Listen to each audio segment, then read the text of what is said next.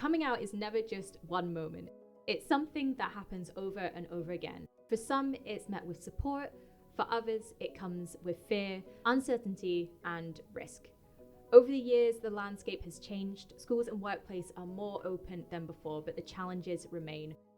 Past has left scars. Laws have erased identities, cultures that push people into silence. And even now, acceptance isn't guaranteed. Visibility can mean vulnerability, and progress is never as simple as it seems. Today, we're discussing what it really means to come out, the consequences it can bring, and the resilience of those who refuse to hide who they are. How far have we come, and how further do we still have to go? And I'm joined today by Andrew Henderson, who is starting our little discussion today. First off, Andrew, Section 28. Could you explain a little bit more about what Section 28 is? It's a big topic, and it's one that's been dominant for the LGBTQ plus community for the last 40 odd years. It was a piece of legislation that was introduced by Margaret Thatcher's Conservative government in the 80s that basically banned any talk of LGBTQ plus people in public bodies, so places like schools, libraries, councils, that sort of thing. Why are we asking this question? Section 28 had such a big impact on people's lives growing up. A lot of people might not have either been able to embrace their LGBTQ plus identity or maybe even recognize it by the time that they left school. And that's such a formative part of all of our lives that it has those lasting impacts for years and years. And we've seen that in the school system too. So that is a huge part of queer history in the UK. And when it comes to LGBT History Month, which is when we recorded this discussion, 2025's theme was social activism and change. And we've seen some of that change happen with the likes of Section 28 being repealed in Scotland 25 years ago this summer. So it felt like quite an apt time to sort of look at where we've come and maybe where we still have to go. Before we go into the discussion, let's talk about who you were talking to. Well, I'll just get this out of the way. I am also part of the discussion. So, not to be too self-promoting, but I'm there too. You're going to hear more of my voice. I write LGBTQ plus content for the Inverness Courier and the sister titles across Highland News and Media. I'm part of the community myself. One of the things that was important to me with putting this group together was that we'd represented a whole bunch of different generations and different ages. So I was representing the 20s in this discussion. We had an 18-year-old, Ro, who identifies as non-binary. We had two cis gay men as well who are 30 and 50. They're both part of the Highland Pride committee. That's Gavin and Simon. And as we said before, Julia rounded us off with a bit of an elder perspective, but a very valuable one. Andrew, the floor is yours. So the first thing that I was going to throw out to everybody, and I don't know if this is going to be a surprise or not, how was your coming out? I know it's a pretty big topic for LGBTQ plus people, so I feel like that's an important place for us to start. Does anybody want to kick us off with that? The word that comes to mind about coming out is very gradual. It's very gradual because transitioning from being a piano teacher wearing trousers to being a volunteer with the sexual health charity Reach Out Highland, it meant a very confusing day. It was gradual, it was challenging, but the pressure keeps building, so you know the direction you're going in, and eventually you get there. So I came out, but I came out at university, which felt like a relatively safe amount of distance between home life and where I was, and a reflection very much on the fact that university felt like an environment where all this was possible, but it was actually forced because somebody in my student halls had started to victimise me, and another friend had quite manfully stepped in to defend my honour, not quite realising that he was sort of defending the wrong bit.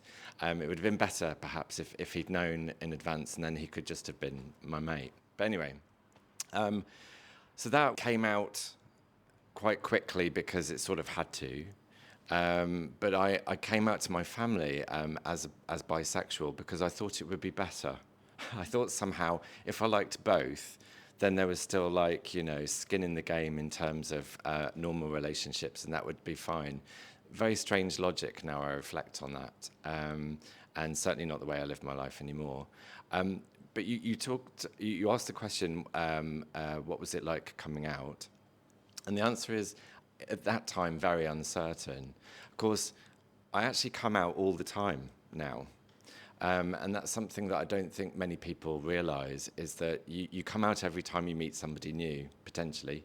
And certainly in the work context, that can be quite a do or die moment, you know. But it's never really crossed my mind to keep myself to myself. I just might not lead with it, or sometimes for fun I will. But it's coming out's actually with you every day, I think. Yeah, I actually relate to quite a lot of what you both said there, because I was also very gradual coming out. Like Julia said, I think there's about a year and a half between me first telling a friend and then telling family, and then there's the whole world after that, like you were saying, Simon. And I remember having a moment sitting in the office at work after I'd moved a couple of hours away and started a new job, and realizing nobody knows again. And it was almost like I felt like I was back in the closet. And it's such a strange feeling to have when you think you've done the whole coming out thing, and then realizing actually no, this never does stop. I think you've summed it up brilliantly there, that you just never stop. Every time you meet somebody new, you have to make that decision of whether you disclose to them or not. And for me personally, I was probably not in a great place when I first started coming out and came out to family. And I think that's got easier over the years, maybe as I got used to it more and I've become a bit more mature and confident in myself.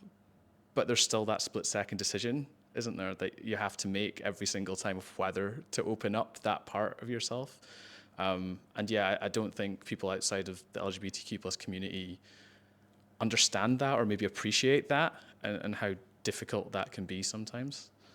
Yeah, I'm just reminded that there is a big difference between, I say, a gay man coming out and somebody identifies as transgender. And it's not as if you can really keep it a secret in the early days when you're trying to find your way through the confusion. It becomes pretty obvious, you know, the old block in the frock sort of thing happens all too often in the early days. And as far as coming out every time you meet somebody, just speaking personally, I don't need to, if you see what I mean. They can make up, you know, and if when I meet somebody new, they can make up their own minds about who they think I am and how they want to relate to me. I was just thinking about the first time I came out, and I was trying to remember when that was, and it was actually just outside on the high street, in Inverness High Street. But I always think of my first time coming out as being quite a positive experience. I told a close friend on the high street first, and then told my family, and they all were quite, you know, okay about it. But actually, I delayed my coming out by about 3 years, because I remember first wanting to come out, or first coming out to myself when I was 16, but it was actually 19 before I told anyone else.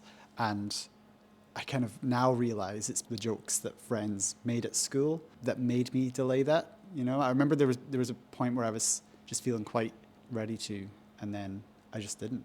And yeah, similar to you, Andrew, I think that was I think of it as kind of like the worst time in my life was the sort of the 6 months before I first came out, and then suddenly everything got better. And it might have been to do with other things that happened in my life, but yeah, it was, even though there's other things that have happened since then, like pandemics and stuff like that, I still think of that hiding part of yourself as being like quite a bad experience.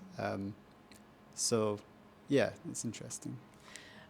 Yeah, I think it was interesting sort of hearing everyone's perspectives, because we all have sort of unique identities here and different identities, and that obviously contributes to how coming out will affect people personally. And what you were saying, Julia, about not having to come out because it might be more physically visible is interesting, because I often sometimes feel that I will try and do everything in my power to make it visible to people so that I don't have to explicitly say I am non-binary or I am this, because not that I don't want to say that things, I'm very proud of my identity, but I just feel like in a world where straight cis people don't have to say that outright because it is the automatically assumed thing, it makes me think, well, why would I have to come out? I feel like coming out, maybe in the future, hopefully that won't even have to be a thing that people do, because straight and cis won't be what is automatically assumed of people. When I was coming out, I think times were very different. The consequences of coming out were much more serious. You could lose your job, instant divorce, and it was okay for people to physically and verbally abuse you in the street. That's what it was like. So coming out was, yes, it was gradual as the years went by, but it was also very secretive in many ways, that you really only came out to people you felt safe with, because everything else had an element of risk and danger to it. I'm just kind of curious, Julia, like, you say you don't come out to people now, and obviously it had that element of risk then. Has your perspective on coming out changed over the years, or did you always kind of think, I'm just going to be me, I don't have to tell people, or I don't want to tell people? Does that make sense? Yeah, perfect sense. There's almost a defiance that was necessary in order to pursue where you were trying to get to. And where I was trying to get to was just to live my own life as I saw it. But again, there's a lot of conflict, inner conflict there, because the world around you didn't really want you to do that. So yeah, a lot of defiance, a lot of. I think in those days, I think you needed to draw on a lot more courage. That's not to say that folk coming out today don't have that courage, but there maybe isn't the same requirement to steel yourself. That's my perception anyway, kind of looking at things today, which is great. So I'm going to make a guess that there are a couple of decades, perhaps at least, between our first attempts at coming out. My coming out was messy and not terribly elegant, but a big part of it, and sort of echoing the views shared already by Gavin and the others, is what other people would think. And growing up, there had always been strange couples living together that were referred to as such, sometimes quite fondly and sometimes quite cruelly. And also the time that I came out, AIDS was very much a thing. It was something that we were only really just coming out of our pure ignorance about how it was transmitted and who was transmitting it, who was catching HIV and then developing AIDS and all of that kind of thing. And treatments were very poor back then. It was still early retrovirals, AZT. And so actually, it was a very different kind of perceived risk. The law by then was changing and in more support of people like us. But the communities weren't there, or the connections weren't there. And so it was scary because people thought you could catch something from the gay community, and so that made it harder to kind of be honest. But it's changing, I think. It's changed a lot. I guess to sort of echo what Rose said as well about not having to always come out or not, there not being the need to. I think I remember the first time that I met someone new at a new job, and it was the first time that someone asked about my partner and said, is it he, she, what do they do? And, they just led with that question and gave me all the options to answer with. So that's a really nice experience that the other person who isn't even a part of the LGBT community, they had that foresight to think, maybe this person, they could be anything. So they give me all the options. But I do think there's a lot of people who are still in that place where they're worried about what others are going to think, especially in the Highlands. I think I've spoken to a lot of people who are just worried about what their friends might think, and it might not be such a dangerous, there might not be so many dangers nowadays, but there's just still that kind of barrier of what will my friends think about me, you know, and will it change their perception of me? I was just going to agree with that statement, because I think it's very positive that people can come out more nowadays, and definitely there's more laws in place and there's more sort of things in place that will make it easier for people who don't have supportive home life or don't have this to feel supported and feel safe, which is really important and it's really great. But there is always that sort of not immediate risk of danger to your life maybe, but more sort of social life and how that will impact mentally if a parent doesn't accept you, or a friend, or even just comments at school. It's damaging, as everyone here I'm sure knows. I'm quite glad that you mentioned school, because that was going to be the next thing that I brought us on to, because I'm conscious that this summer is 25 years since Section 28 was repealed in Scotland, which is obviously a huge landmark moment for the LGBTQ plus community.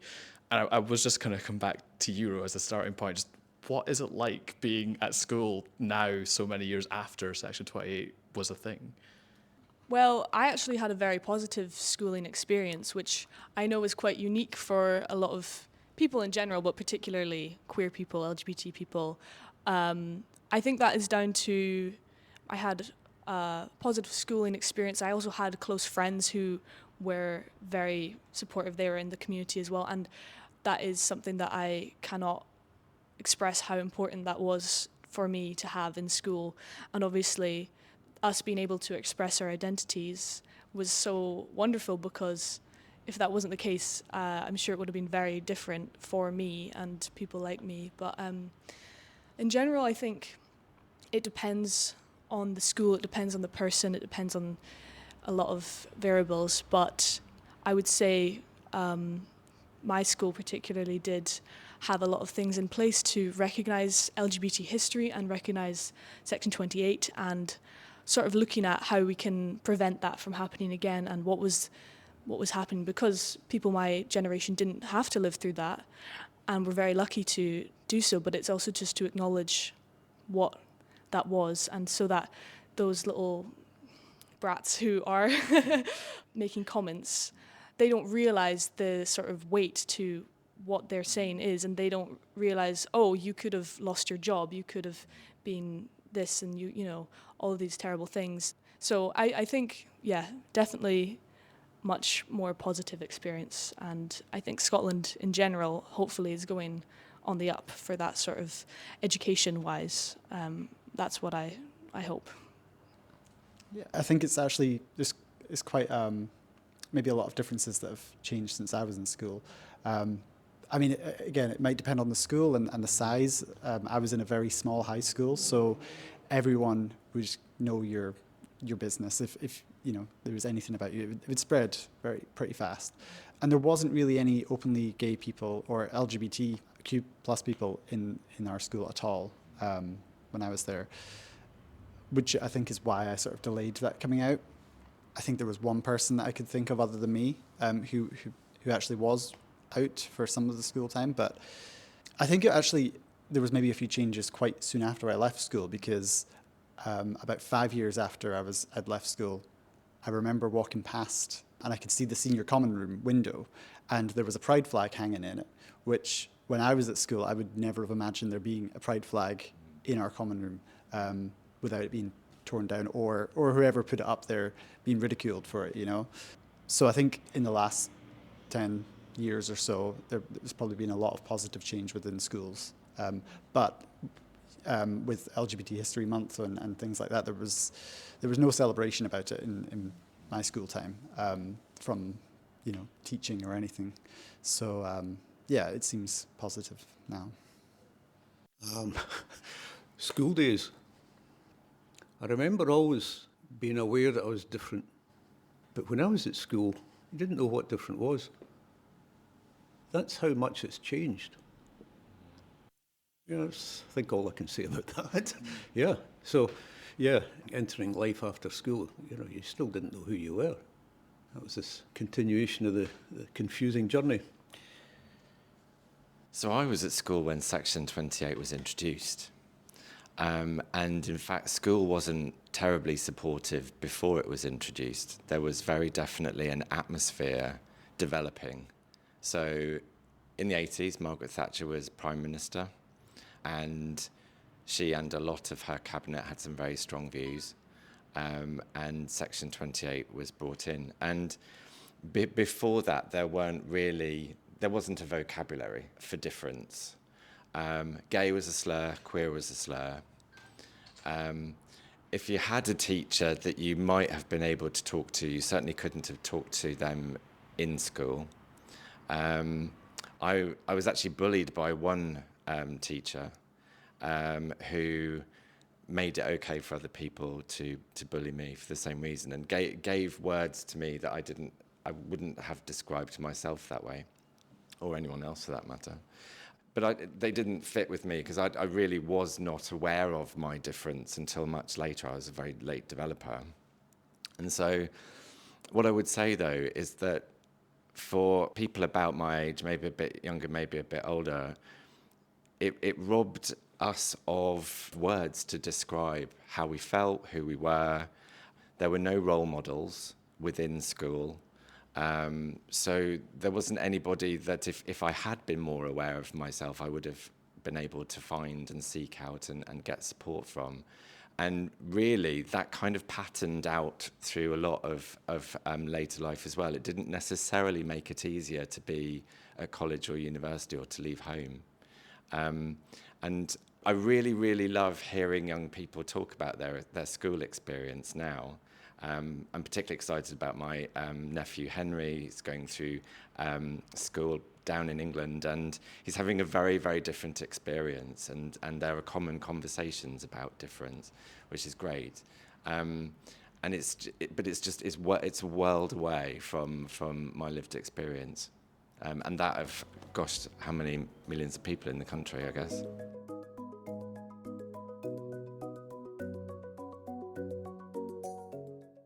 I mean, it's interesting what everybody said about schooling and the different experiences and how much things have changed, because I went to school, my primary 1 year was the first year post Section 28, and there's still very much the remnants of it. There's still that culture of nobody's talking about it, there isn't that visibility. I don't remember anybody being openly out at school. And yet, also coming back to what you said, Ro, things have changed so quickly. Yeah. By the time I was third year at uni, I found out there was an LGBT group at my old high school, which was just mind-blowing to me, to have that kind of visibility and representation and a safe space for people to go. Because when I was there, gay was being thrown around as the big insult, regardless of whether it was sexuality related or not. It was just, oh, that's so gay, regardless. So to go from my memories of that and that sort of culture to then actively having a safe space where people could go and be themselves and talk about their identities, it was brilliant. It's almost a little bit sad that it took that long to get there. It took somebody's entire time of schooling after Section 28 finished in Scotland to get to that point where those spaces could exist. And I guess that kind of brings me on to the next sort of thing I was going to ask people about was I say that gay was used as an insult, and I think we've probably all had various experiences of that. I know maybe different generations, queer was the big slur that was used. So, I mean, how do we feel about the state of the world, if that's not too big of a thing, in terms of, you know, people being abused and how we deal with that and reclaiming words? Like, where do we think we are in that front? I think although words are being reclaimed, there's still a lot of, like, the word gay being used as an insult or just as a sort of negative thing. Like 2 weeks ago, I heard kids saying, "Don't be so gay" in the gym, you know? And it's like, you're still hearing that.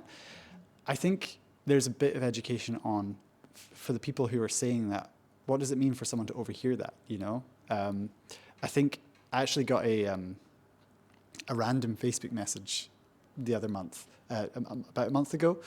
It was someone from my school who apologized for the insults and the jokes, the gay jokes, when we were at school, because he didn't know I was gay then, and he does now, and he hasn't seen me since. So he apologized. And I wasn't expecting an apology, because I think a lot of the people who are using those insults and jokes are not really thinking about what they're saying. And they're just not educated enough on how it comes across. I mean, having said that, there were people at school who I think did think I was gay and were actually being quite rude. But there was a lot of people who, you know, they're just not thinking it through, really. And that still happens today, because I hear it all the time, you know. A lot of young people are still using it. So I think there's still a bit to go with education and changing that culture. I don't think just the word gay in itself is an insult. It really depends on the context. You know, if I'm with my friends and we're making jokes and they're people I know, that is a bit different. But when you're in a public space and you're using it that comes across as a negative thing, you need to think about who's around, you know, because you don't know who's around. And especially if it's someone you don't know, you know, and there's no context behind it. So it's not a black and white answer for everything. Yeah, I think that's how I feel about it as well. But I think it's all sort of dependent. But I do think that because there's more education in schools and just in general, that people have the vocabulary to know what these words are. Like, you know, there, as you were saying, Julia, there wasn't even, you didn't know what the words were back in the day. And then if the people didn't know what the words were, they couldn't identify it as easily, and they couldn't throw it out and just say it so casually, maybe. I don't know. But I think nowadays, perhaps, if people are saying those words like, oh, that's so gay, blah, blah, blah, it's maybe with more malice, because they should know better. They really should, unless they're very, very young or they're stupid. They should know better. And I don't think there's an excuse now for that. And sometimes when I was in school and I was a bit younger, I would educate someone, you know, even if it's not another sort of slur against neurodiverse people or other people, and I would say, you know, you can't say that, what are you saying? And they would go, oh my gosh, I'm so sorry, I didn't know that, like, that's just what my friends have been saying. And in that case, it's like, well, they've apologized now and they'll hopefully not say that again. But you can't always go around educating people. They have to educate themselves to better themselves. I think part of that education is for ourselves as well. To me, it's clear that what matters is the intention behind the words. It's not the word themselves. And how we hear it for ourselves. I mean, I avoid the telephone for obvious reasons, you know, because I come across as very male with the voice. Now, I could have spent my life getting upset about that, but I understand the person at the other end of the phone has no idea who I am. All they've got to go on is my voice. So why should I get upset about that? You know, I'm all for an easy life. And if I give myself a hard time every time somebody sees me as a man, yeah, why would I want that? So it's a tricky path to walk, because words can hurt, but we can educate ourselves to understand what's actually going on here. And instead of reacting, we can choose a response. Yeah, I really appreciate what you're saying there, because I think that is important for us to realize what's the intention behind someone. And I think for everyone to be sort of more understanding of everything would make for a much more positive world. And if you're saying, like, you get upset every time these sort of things happen, these situations which are misconstrued or something, you know, it's understandable to feel upset about that. And some people will just hear the negative, and that's how it is. But if you can sort of reflect, well, why is this person saying that, then it would make sense. And if everyone just had more understanding, I think it would be a much more, positive experience in the world, because there's no point if somebody gets overly defensive and then someone else, and then that's how this hate festers, and it's really negative, and I think it doesn't need to be like that at all. And I think that's part of the reason people are afraid to try and afraid to have those conversations, because if you feel like a negative word has been used, I totally understand the inclination to be defensive about it and to want to fight back against that. But you have to let people make mistakes sometimes too. They have to be able to get things wrong to learn from it. And if you don't give them that opportunity, the conversation is just shut down. People don't want to engage whatsoever. And that then leaves that space for the hate to come in and be the only thing that people outside of the LGBTQ plus community hears and takes in, and that then becomes their perception. So it's a two-way street, isn't it? Like, much as we don't want people to be using slurs in any sort of context where that can be avoided, as a community, we also have to be understanding that not everybody understands the impact of what they're saying, the gravitas of what they're saying. And it's not doing anybody any good at the end of the day, if that happens. I'm conscious that it's very rare we have an opportunity like this, where we have a group of people from the LGBTQ plus community, different identities, different ages. How important do we think these intergenerational conversations are? And since this is one of those rare chances, does anybody have a question for somebody of a different generation here that they would be interested in knowing the answer to? I do think it's important to have this conversation, because I oftentimes feel like, not even in terms of LGBT, but just in terms of life in general, it's very divided in terms of generations. There's this for young people, there's this for old people, and that's good in some contexts, but it is nice to hear everyone's voices when it's a sort of situation like this, and it's good. So yeah, I think that it's positive to hear. Obviously, we've heard about different schooling education sort of experiences and how that's maybe played on how we feel in ourselves and how our perception of the world is. I don't know if I have a question, though. I'm not sure. Do you? No, I was just thinking how important it is to know where you come from in order to know where you want to get to. I don't have a question so much as a reflection as well.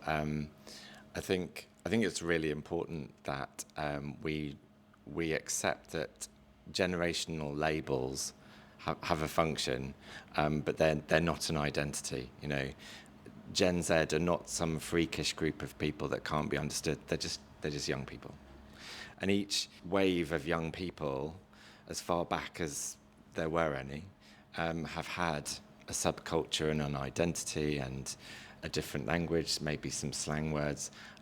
And we all rebel in pretty much the same way from our families, from our social structures. So I think what would be so great is for more intergenerational conversation to, again, as Julia makes such a good point about knowing where you're from.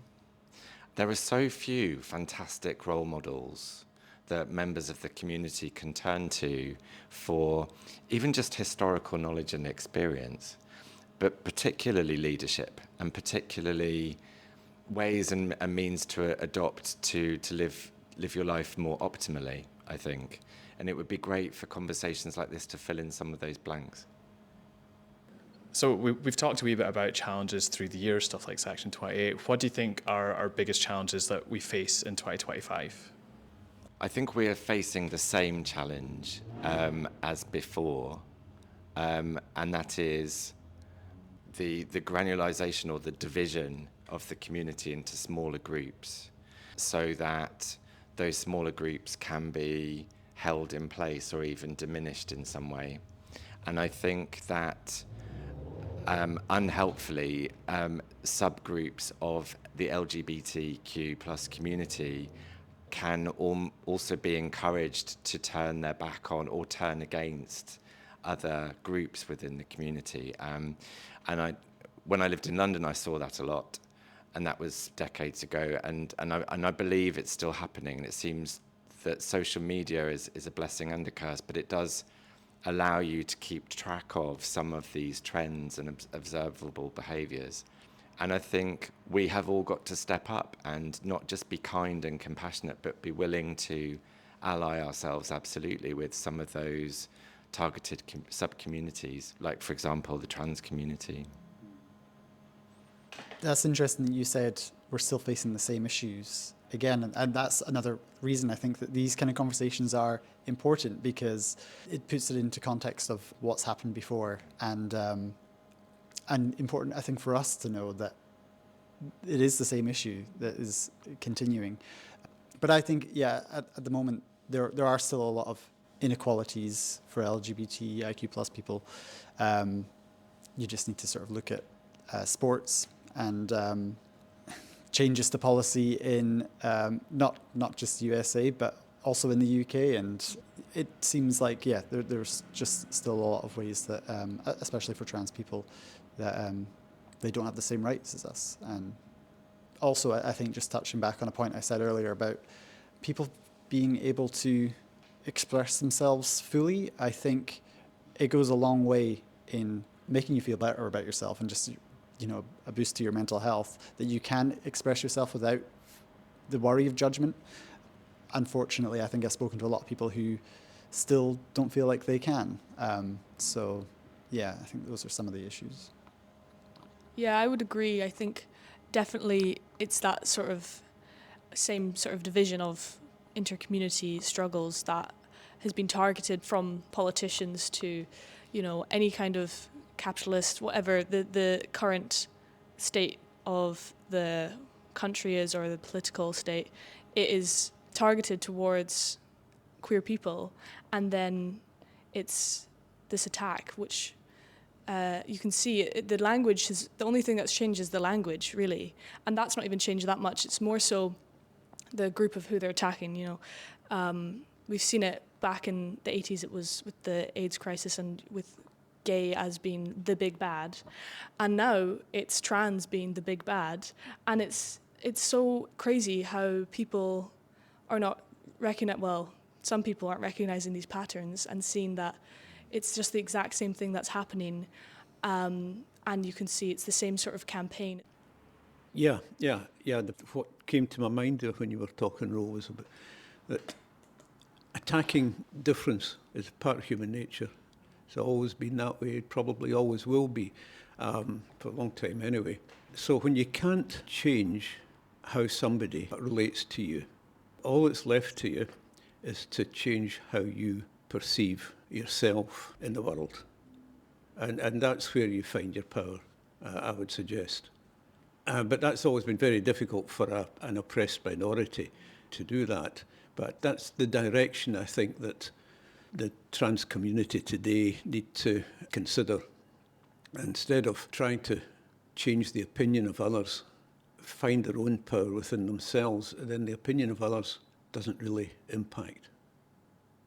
Yeah, I think I agree. And I think there are some, unfortunately, some situations where the reaction of outside people is actually still quite dangerous. And there are some instances where you can't control just how you feel because you're maybe physically being abused by the outside person. I guess to bring this into like a Highland context, I've recently spoken to a young gay man who has experienced physical attacks on the bus because everyone in their community recognizes them as an openly gay person. And in those small communities, you can't just sort of blend in because everyone knows everything again. And it's unfortunate that that's, you know, a case that has come up in the last few months. So, yeah, I guess that's just another issue that is still happening. And maybe in other parts of the UK too, where you're in small rural communities, but definitely for the Highlands. Yeah, I don't really have too much more to add on that, but I think everybody's covered it very well and made the points that need to be made. And I'm conscious that these conversations can get very heavy and can get very depressing, potentially. So I would like, if we can, to round this off with a bit more positivity and just put the question out there, what do we love about being part of the LGBTQ plus community? I can start with this one if you all want time to think, because I think the word community's come up quite a few times, and really it has given me that community. I have lived in the Highlands now for 7 years, and it was only in the last 18 months, 2 years, where I've found my people. I found my tribe of LGBTQ plus people here in Inverness. Before that, I had work colleagues, but really most of the time I was alone. And the difference that makes, having that social support, having that social network, is unbelievable. And I have met some of my absolute favorite people in the world.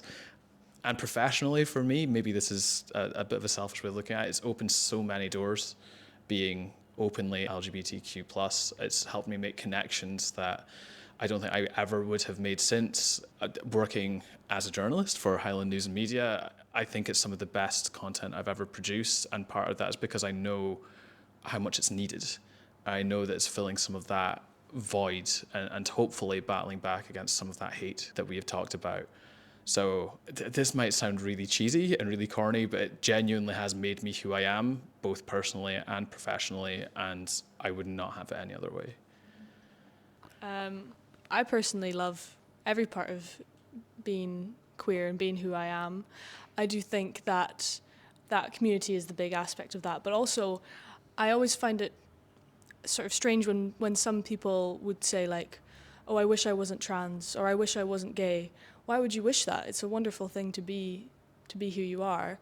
And although we have that sort of extra struggle in the world, I also think that it's a really amazing thing to have, to already be perceived as different allows for doors to open where you can express yourself fully, because for me at least, I know that if I'm going to be perceived as different, why not just embrace that fully and do what I want, because I have no fear in that anymore, and I don't feel subscribed to certain ways of life that maybe cis or straight people would be feeling the need to. And yeah, I've met so many amazing people, and I think it's just who I am. There's nothing else to say. Yeah, I guess I can't say that I've always not wished that I wasn't gay, but now I definitely do not. There's a lot of double negatives there. Does that make sense? Yeah. Being a part of the community and engaging with other people in the community is something that maybe I probably didn't have when I was younger. I didn't really have so much of an option for. But it's just nice to be able to have people to chat to about the shared experiences. And it doesn't always have to be about these heavy topics we've touched on today. You know, sometimes it is just having a bit of banter with another gay man about, you know, who do they fancy and things like that. Trying to keep it PC. Or, you know, just hearing the stories of other people in the LGBTIQ plus umbrella who have had these amazing experiences and stories, and they're quite inspiring to hear about. So, yeah, I think the facilitation of the community means that you get a chance to meet all these amazing people and have shared experiences, but also there's lots of differences between us too, and it's just fascinating to hear about those different things. So again, just meeting amazing people and the support for each other as well. You mentioned the word connection, and I think that's such an important part of the human spirit, that sense of connection. And I think possibly the LGBTQ plus community appreciate that feeling of connection more because so often it's been denied to us. Yeah, that's a really good reflection, and I can connect with that. That makes a lot of sense to me. So thank you for raising it, and thank you also to you both, Ro and Gavin, for sharing what you have. I'm just mesmerised, and my heart is filled up by the way that you describe your experience.